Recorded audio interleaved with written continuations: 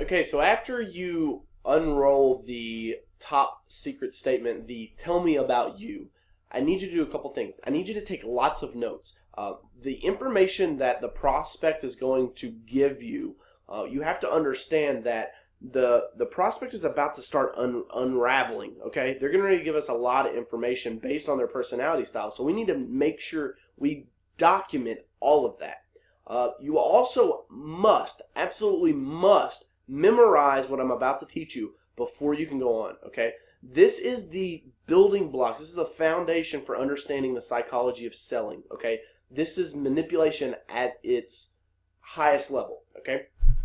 So the director is going to give you an ego-based statement. And what I mean out of that is the director might say something like, when I say, tell me about you. Well, you know, DJ, man, I don't know. I play in a men's league. We came in first place last year. My son, Jackson, he's the pitcher for the Little League team at his middle school. They went undefeated last year. I've won 6 awards here at the bank. Or, they're going to make something based out of ego. So it's going to be some type of an award or something they're proud of, okay?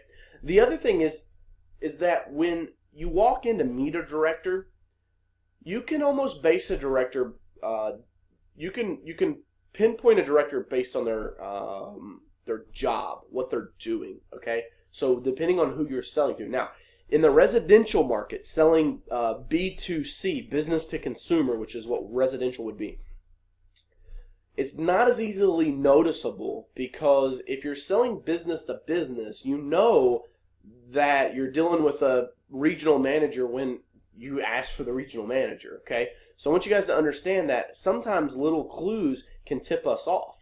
A lot of times you're going to find that a marketing director or somebody like that is going to be this talker type of personality because they're very open, they're very outgoing, okay?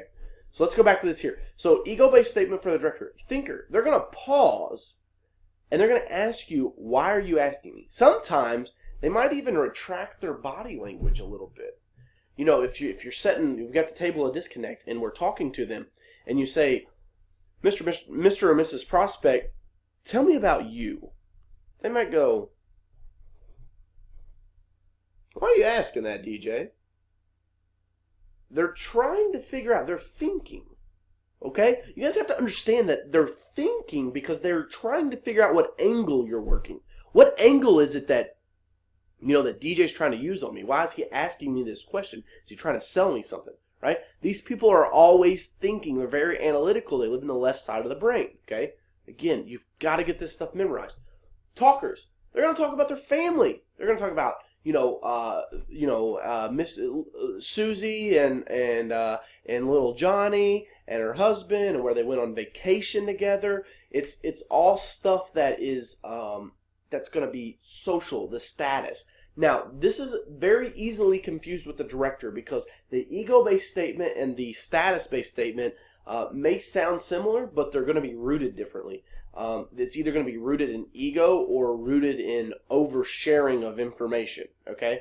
A lot of times I look at this and I kind of ask myself, would I have told somebody that voluntarily? And if the answer is no, then they're probably going to be a talker, okay?